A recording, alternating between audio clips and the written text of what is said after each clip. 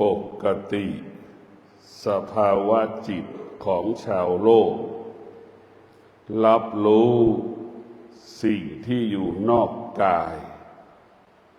ปกติสภาวะจิตของชาวโลกไปรับรู้เรื่องอื่นๆปกติสภาวะจิตของชาวโลก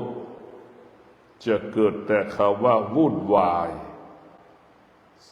ปกติสภาวะจิตของชาวโลกจะประสบแต่คำว่าความทุกข์ตลอดเวลาสภาวะจิตของชาวโลกที่ไม่ได้ฝึกฝนอบรมสภาวะจิตนั้นก็จะวุ่นวายตลอดเวลาสภาวะจิตของชาวโลกที่ไม่ได้ฝึกนั้นก็จะไปยึดติดในสิ่งต่างๆไปยึดติดในรูปต่างๆวัตถุสิ่งของต่างๆสภาวะจิตของชาวโลกที่ไม่ได้ฝึกฝนก็จะหลงทางหลงผิดไปยึดติดไปยึดมั่น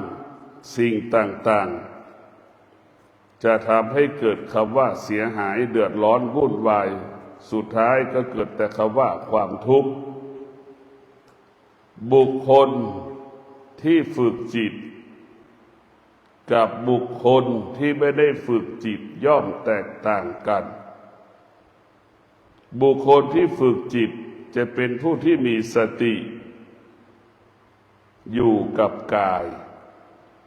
มีสติอยู่กับกายบุคคลที่ไม่ได้ฝึกจิตจิตจะอยู่นอกกายจิตจะท่องเที่ยวไปทั่วโลกจักรวาลบุคคลที่ฝึกจิตจะให้จิตนั้นอยู่กับกายไม่ให้จิตออกนอกกายให้จิตยึดกายเป็นหลักบุคคลที่ไม่ได้ฝึกจิตก็ไปยึดติดในรูปต่างๆสถานที่ต่างๆวัตถุสิ่งของต่างๆไม่มีวันจบสิ้นชาวโลกทั้งหลายจึงหาความสุขอันแท้จริงมิได้เพราะชาวโลกทั้งหลายไปแสวงหาความสุขนอกกายเห็นสิ่งที่อยู่นอกกายมีความสำคัญกว่าในสิ่งที่อยู่ในกายของตนชาวโลกที่ไม่ได้ฝึกจิตก็จะเป็นเช่นนั้นเสมอเหมือนกันหมดส่วนบุคคลที่ฝึกจิตก็คือบุคคลที่มีสติจะเห็นร่างกายของเราเห็นร่างกายของเรามันไม่เที่ยงเห็นร่างกายของเรานั้นมันเปลี่ยนแปลงเห็นร่างกายของเรานั้นเป็นสิ่งที่ควบคุมไม่ได้เห็นร่างกายของเราคงสภาพเดิมไม่ได้เห็นความสุขความทุกข์ที่บัดปรากฏเป็นสิ่งที่ไม่ทนเป็นสิ่งที่ทนได้ยากจะพิจารณาสิ่งที่มันปรากฏกับกายของเราผู้ที่ฝึกจิตย่อมมีสติมากกว่าผู้ที่ไม่ได้ฝึกจิตผู้ที่ฝึกจิตก็จะรู้เรื่องในร่างกายของเราร่างกายของเรานี่แหละเป็นสิ่งที่เราควรรู้เป็นสิ่งที่ควรศึกษาร่างกายเมื่อเรารู้เรื่องร่างกายของเราเราก็รู้เรื่องโลกเมื่อเรารู้เรื่องร่างกายของเราเราก็รู้เรื่องนอกกายถ้าเรารู้เรื่องร่างกายของเราสภาวะจิตมันก็จะปกติ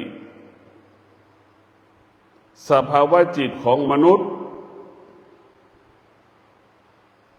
ที่เกิดมาแล้วแสวงหาแต่ความสุขเห็นความสุขเหนือกว่าสิ่งอื่นๆบุคคลที่ประสบแต่คำว่าความสุขทุกวันทุกวันทุกวันทุกวัน วันหนึ่งมีสติจึงรู้ว่าความสุขเป็นเหตุให้เกิดความทุกข์ความสุขเป็นเหตุให้เกิดความทุกข์บุคคลที่ฝึกฝนจิต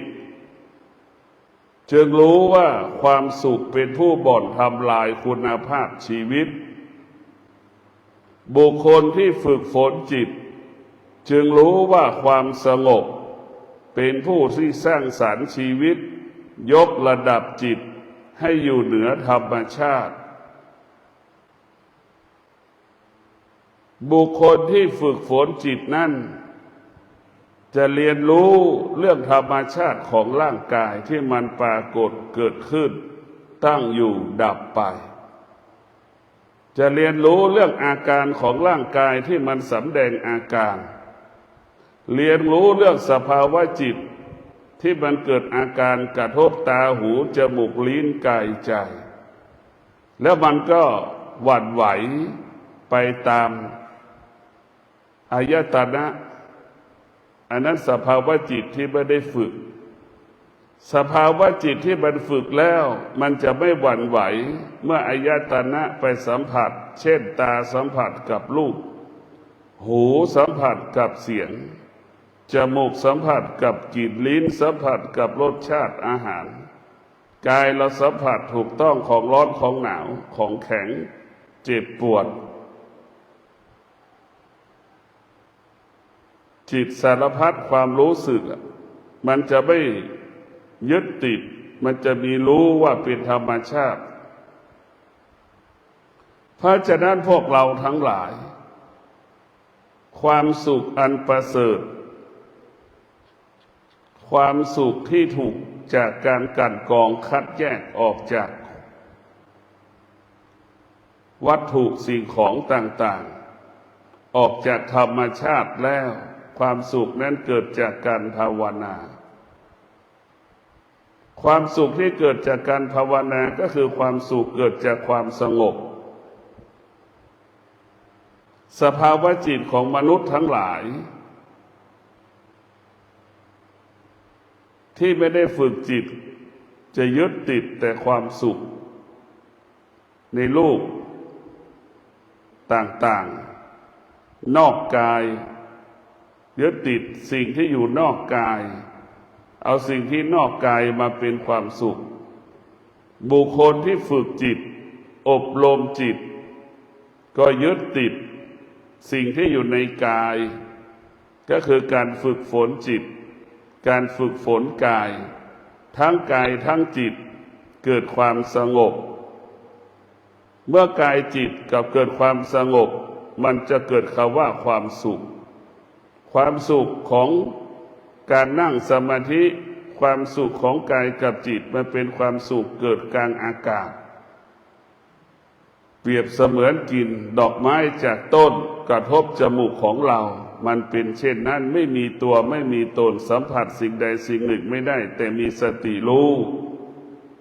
มีสติรู้ทุกอย่าง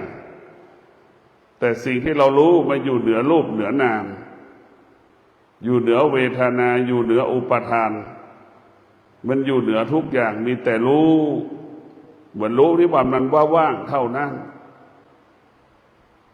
เพราะฉะนั้นบุคคลที่ฝึกจิตก็คือฝึกตาจิตก็คือตาจิตก็คือหูจิตก็คือจมูกจิตก็คือลิ้นจิตก็คือกาย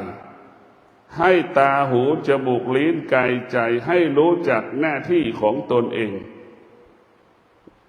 ให้มารู้จักหน้าที่ของตนเองให้มารู้จักบทบาทของตนเอง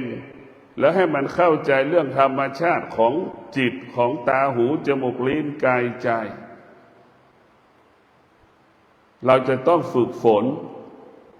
ดังที่ได้กล่าวมาว่าจิตของเรามันต้องฝึกจิตถ้ามีตัวตนก็เหมือนช้าง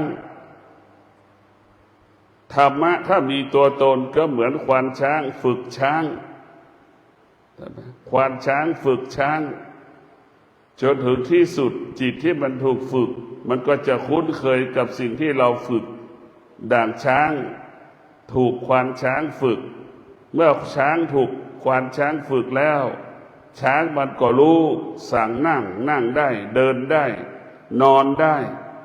ทำงานได้เตะฟุตบอลได้ดังที่เรารับรู้ตรงกันข้ามจิตที่เราไม่ได้ฝึกฝนเหมือนช้างอยู่ในป่าจิตที่ไม่ได้ฝึกฝนเหมือนช้างอยู่ในป่าตกใจหวั่นไหวกังวลสภาวะจิตที่เราไม่ได้ฝึกจิตจะเป็นเช่นนั้นเพราะฉะนั้นพวกเราทั้งหลายการฝึกฝนจิตการฝึกฝนกายให้กายกับจิตรวมกันเป็นหนึ่งมันจะเกิดกำลังแล้วมันจะเป็นพลังแล้วมันสามารถต่อสู้กับสิ่งที่เป็นอธรรมสิ่งที่เป็นอกุศลสิ่งที่เป็นโลภะโทสะโมหะได้ไปต่อสู้กับสิ่งที่มันเกิดก็คำว่าความอยากได้กายกับจิตรวมกันเป็นหนึ่งมันจะมีภาระมีพลังต่อสู้จิตของเราก็เปรียบเสมือนควานช้างกายของเราก็เหมือนช้างควานช้างขึ้นคอช้างช้างมันรู้ช้างมันรู้นั่นแหละจิตมันมีความพร้อมที่จะต่อสู้กายกับจิตเมื่อรวมกันเป็นหนึ่งมันก็จะมีสติรู้อยู่ที่กายมีสติรู้อยู่ที่จิตมีสติรู้อยู่ที่หูมีสติรู้อยู่ที่จมูกมีสติรู้อยู่ที่ตามีสติรู้อยู่ที่ลิ้นมีสติรู้อยู่ที่กายตลอดเวลาเพราะฉะนั้นพวกเราทั้งหลายสภาวะจิตที่ได้รับการอบรมสั่งสอนมันก็จะคุ้นเคยให้เรารู้เรื่องธรรมชาติโดยเฉพาะหลักของพระวิปัสสนาหลักของพระสมถกรรมฐานให้เรารู้เรื่องธรรมชาติทั้งระบบพระธรรมมีหน้าที่ควบคุมธรรมชาติเนี่ยความโลภความโกรธความหลงเป็นธรรมชาติของมนุษย์อยากได้อยากมีอยากเป็นธรรมชาติของมนุษย์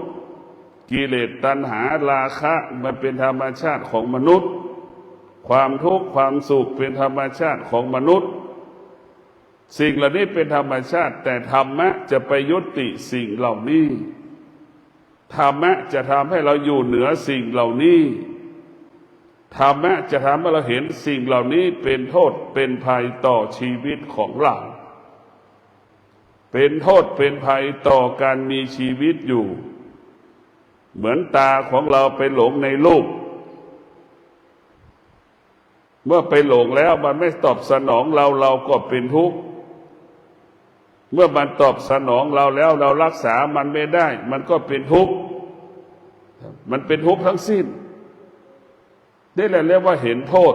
เห็นภัยของอายตนะผู้ที่ปฏิบัติธรรมสภาวะจิตที่ละเอียดจึงรู้ว่าตานี่เป็นภัยต่อชีวิตของเราตาของเราเนี่ยเป็นภัยอันยิ่งใหญ่เป็นภัยที่น่ากลัวที่สุดมันบ่อนทำลายชีวิตของเราหูของเราก็เป็นภัยที่ทำลายชีวิตของเราทรัพย์สินของเราจมูกของเราก็เป็นเช่นนั้นบ่อนทำลายคุณภาพชีวิตของเราทั้งหมดเราเกิดมาเราไม่เคยพัฒนาตาของเราไม่เคยฝึกตาของเราให้รับรู้เรื่องธรรมชาติ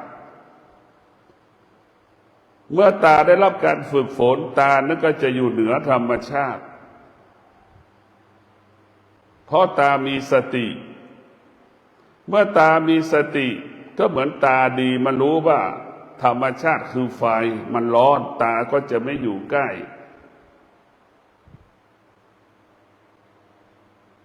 เมื่อมันรู้ว่าธรรมชาติ ขี้มันเหม็นนี่มันก็จะไม่อยู่ใกล้ขี้ที่มันเหม็นนี่คือตาที่มันฝึกเมื่อตาฝึกแล้วตานั้นก็จะอยู่กับพระธรรมตานั้นก็จะอยู่เหนือธรรมชาติอยู่เหนือธรรมชาติเมื่อตาอยู่เหนือธรรมชาติสภาวะจิตเราก็สงบสบายนิ่งเราต้องฝึกตาให้เรารู้ว่าตารู้สิ่งใดก็ให้ละสิ่งนั้นตาสัมผัสวัตถุสิ่งของสิ่งใดตาก็อยู่เหนือสิ่งนั้นจนถึงที่สุดให้ตารู้เฉยๆไม่ไปตอบสนองสิ่งที่เรารู้ให้รู้อย่างนี้หน้าที่ของตาที่ฝึกฝนจะไม่หลงสิ่งที่เรารู้จะไม่ยึดติดสิ่งที่เรารู้เราจะไม่อยู่ใต้อำนาจสิ่งที่เรารู้อันนี้คือเราต้องฝึกฝนตาไม่ให้ยึดติดในรูปเช่นเดียวกับหูจมูกของเราก็ต้องฝึกฝนอีกจมูกของเราก็ต้องฝึกฝนไม่ให้มันไปยึดติดในกลิ่นต่างๆ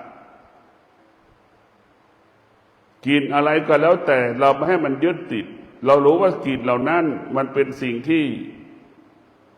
ควบคุมไม่ได้ให้จมูกรู้เฉยๆเราไม่ให้มันยึดติด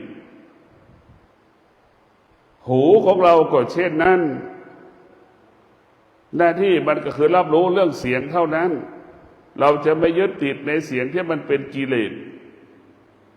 เราจะไม่ยึดติดในเสียงที่มันทำลายคุณภาพชีวิตของเรา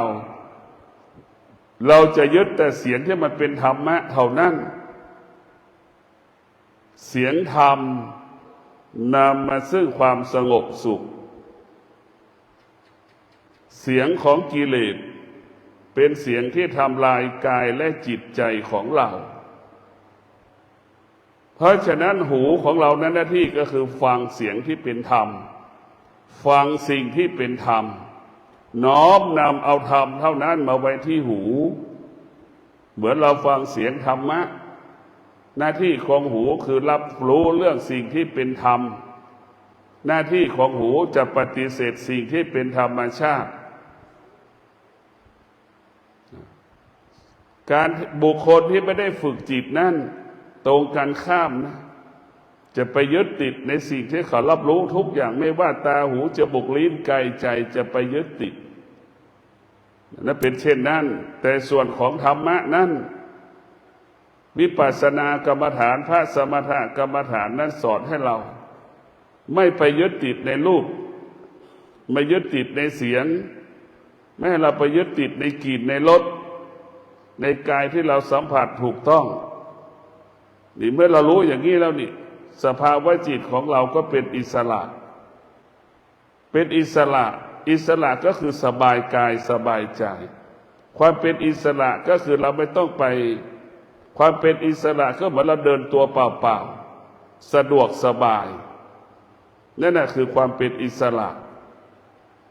เพราะฉะนั้นพวกเราทั้งหลายเราฝึกจิตของเราให้รู้เรื่องธรรมชาติทั้งระบบเราจะปฏิเสธธรรมชาติที่มันปรากฏขึ้นที่ตาหูจมูกลิ้นกายใจเราจะมีสติเฝ้าดูอาการของธรรมชาติที่มันปรากฏที่ตาหูจมูกลิ้นกายใจเราจะระงับเราจะยุติธรรมชาติที่มันปรากฏที่ตาหูจมูกลิ้นกายใจของเราจะไม่ให้มันเกิดเราจะมีสติวันนี้หูได้ยินเสียงเราจะไม่เกิดอาการสำแดงอาการพอใจไม่พอใจไม่ให้มันเกิดนี่คือเรามีสติจะพัฒนาหูของเราเสียงใดที่มันจะเข้าหูจะชอบใจไม่ชอบใจเราจะมีสติอยู่เหนือมันอันนี้แหละคือการพัฒนาเราจะต้องพัฒนาคำว่าตาหูจมูกลิ้นกายใจเราจะต้องเปลี่ยนแปลงตาหูจมูกลิ้นกายใจออกจากธรรมชาติให้ได้ เพราะธรรมชาติมันครอบงำตาหูจมูกลิ้นกายใจเราเกิดจากธรรมชาติ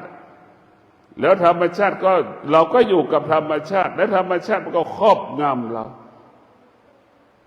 ในการที่เราจะนั่งสมาธิมันผิดธรรมชาติ 90% คนทั้งโลกไม่เคยนั่งสมาธิ 10% ของคนทั้งโลกที่นั่งสมาธิและคนที่นั่งสมาธิบ่อยๆก็มี 5% ของคนทั้งโลกนี่มันเป็นธรรมชาติเพราะฉะนั้นคนที่บุคคลที่เกิดมาแล้วไม่มีโอกาสที่จะได้นั่งสมาธิเพราะธรรมชาติมันจะไม่ให้เรานั่งธรรมชาติของจิตที่ไม่ได้ฝึก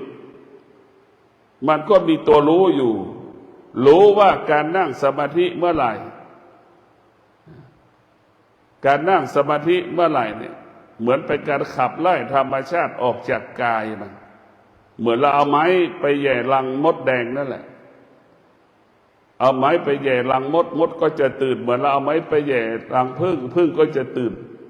เรานั่งสมาธิเมื่อไหร่กิเลสตัณหาราคะความเจ็บความปวดอุปาทานเวทนามันจะปรากฏขึ้นมาทันทีนะมันจะปรากฏขึ้นมาทันทีเพราะฉะนั้นธรรมชาติมันก็รู้เหมือนกันว่าธรรมะนี่คือเป็นผู้ขับไล่ธรรมชาติมันก็รู้ว่าธรรมะเป็นผู้เบียดเบียนธรรมชาติเราจะสังเกตได้เวลานั่งสมาธิเราทุกข์ทรมานลำบากเห็นไหมธรรมชาติของจิตมันจะไม่นั่งสมาธิธรรมชาติของกายมันก็ไม่นั่งสมาธิมันจะอยู่นิ่งไม่เป็นเหมือนงัวเหมือนควายธรรมชาติกายของคนที่ไม่ได้ฝึกจิตก็เหมือนไม่แตกต่างจากงัวควายมันจะไม่สงบธรรมชาติของจิต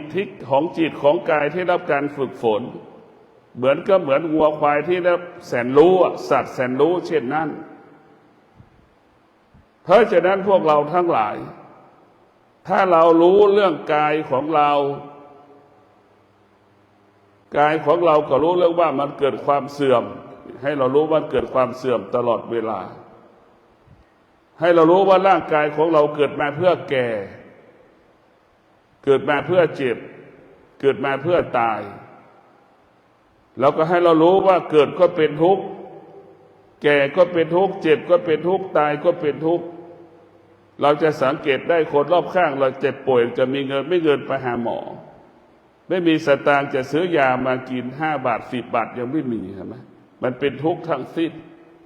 เนี่ยเกิดก็เป็นทุกข์แก่ก็เป็นทุกข์เจ็บก็เป็นทุกข์ตายก็เป็นทุกข์ถ้าเรารู้ว่าการเกิดเป็นทุกข์เราก็ไม่ต้องกลับชาติมาเกิดถ้าเราเกิดมาเมื่อไหร่มันก็เป็นทุกข์ทันทีถ้าเราไม่อยากทุกข์เราไม่ต้องเกิดการไม่เกิดก็คือการดับอารมณ์ความรู้สึกอันเป็นธรรมชาติทั้งระบบที่มันเกิดขึ้นในร่างกายเราตาของเรามีแต่ธรรมะหูของเรามีแต่ธรรมะจมูกเรามีแต่ธรรมะลิ้นเรามีแต่ธรรมะกายมีแต่ธรรมะจิตมีแต่ธรรมะเนี่ยเราจะไม่กลับชาติมาเกิดถ้าตลับใดตายังมีธรรมชาติอยู่หูมีธรรมชาติอยู่จมูกยังมีธรรมชาติอยู่ลิ้นยังมีธรรมชาติอยู่กายกับจิตยังมีธรรมชาติอยู่เราก็กับมีโอกาสที่กลับชาติมาเกิดต้องกลับชาติมาเกิด100%เพราะเรายังไปยึดติดในรูปรสกลิ่นเสียงไปยึดติดในวัตถุสิ่งของต่างๆอันเป็นปกติของมนุษย์ที่จะไม่กลับชาติมาเกิดมนุษย์เราต้องผิดปกติตาที่เห็นรูปไม่เกิดความรู้สึกใดๆทั้งสิ้นหูสัมผัสกับเสียงก็ไม่เกิดความรู้สึกใดๆกับเสียงทั้งสิ้นไม่หวั่นไหวจมูกสัมผัสกับกลิ่นก็ไม่สะเทือนไม่หวั่นไหวลิ้นสัมผัสรสกับรสชาติอาหารก็ไม่สะเทือนไม่หวั่นไหวกายเราสัมผัสจิตเราสัมผัสไม่สะเทือนไม่หวั่นไหวนี่แหละผู้ที่จะไม่กลับชาติมาเกิดก็คืออยู่เหนือธรรมชาติทั้งระบบ เมื่อเราอยู่เหนือธรรมชาติของจิตของกายแล้วนั่นแหละการบรรลุธรรมเห็นธรรมก็จะเกิดขึ้นความสงบสุขของกายก็เกิดขึ้นความสงบสุขของจิตก็เกิดขึ้นกายก็สบายกายใจก็สบายใจก็เกิดขึ้นเพราะฉะนั้นพวกเราทั้งหลายการเกิดมาของเรามันจะเกิดแต่คำว่าความทุกข์ 90%จะกินก็เป็นทุกข์จะนอนก็เป็นทุกข์ตื่นก็เป็นทุกข์ดำเนินชีวิตก็เป็นทุกข์ทุกอย่างเป็นทุกข์หมดลุกก็โอยนั่งก็โอยเราสังเกตลุกยากนั่งยากลุกก็โอยนั่งก็โอยมันล้วนเป็นความทุกข์ทั้งสิ้นมันไม่มีส่วนไหนที่จะเป็นสิ่งที่ดีงามมันไม่มีเพราะฉะนั้นพวกเราทั้งหลายเมื่อรู้ว่ามันเป็นทุกข์เราก็อยู่เหนือทุกข์เราจะอยู่เหนือทุกข์เราก็ไม่ต้องไปตอบสนองสิ่งที่เรารู้เพราะสิ่งที่เรารู้ก็คือเป็นสิ่งที่ควบคุมไม่ได้แม้กระทั่งลมหายใจเข้าออกหายใจเข้าก็ควบคุมไม่ได้ไม่ให้มันออกก็ไม่ได้ไม่ให้มันเข้าก็ไม่ได้นะมันเป็นอาการที่ควบคุมไม่ได้แต่ให้เรารู้มันให้เราเท่าทันมันให้เรารู้มันให้เราเท่าทันมัน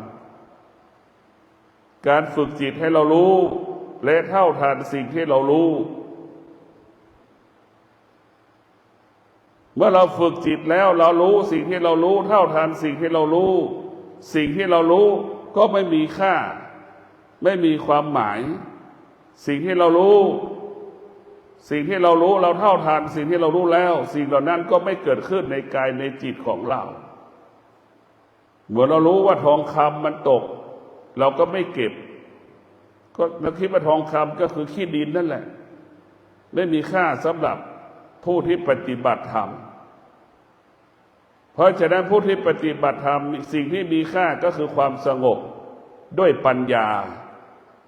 สติรู้ด้วยปัญญาสภาวะจิตงอกงามด้วยปัญญาสิ่งเหล่านี้จะมีค่าผู้ที่ฝึกจิตจะเห็นพระธรรมเป็นหลักจะยึดพระธรรมมาเป็นหลักพัฒนากายพัฒนาจิตเอาพระธรรมมาอบรมกายอบรมจิตจิตของเราก็เปรียบเสมือนหวายก้านหวายต้นหวายธรรมะของพระพุทธเจ้าก็คือสติเหมือนช่างดัดหวายธรรมะพระพุทธเจ้าก็คือก็เปรียบเสมือนช่างดัดหวายคือสติจิตเราจะต้องฝึกเราจะต้องใช้กำลังมากเราจะต้องใช้กำลังมีสติให้มากใช้ความอดทนให้สูงใช้วิริยะภาคเพียรให้มากที่สุดเราถึงจะเอาหวายนั้นเป็นดัดเป็นรูปต่างๆได้จิตเราก็เช่นนั้นแหละเราต้องใช้สติมากเราถึงจะฝึกจิตได้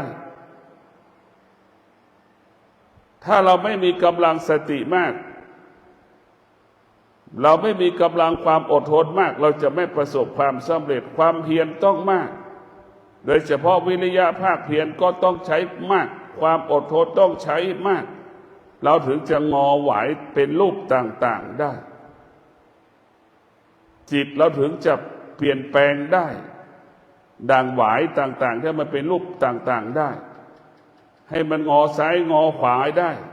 เราดัดหวายได้นั่นแหละจิตเราก็เป็นเช่นนั้นจิตเราก็คือหวายธรรมะก็คือช่างดัดหวายเราต้องใช้ความอดทนใช้วิริยะภาคเพียรจึงเกิดคำว่าสำเร็จผู้ที่อบรมจิตผู้ที่อบรมกายของเราจะสำเร็จได้ก็ต้องอาศัยธรรมะ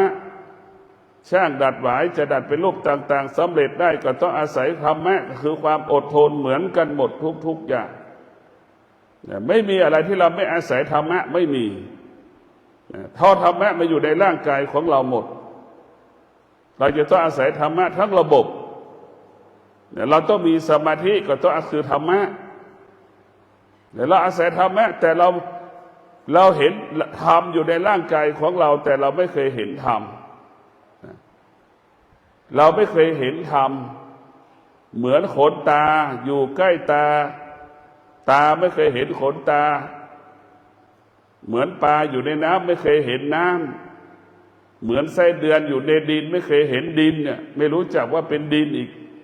มันเป็นเช่นนั้นสิ่งที่เราควรรู้ควรศึกษาก็คือเรื่องเกิดแก่เจ็บตาย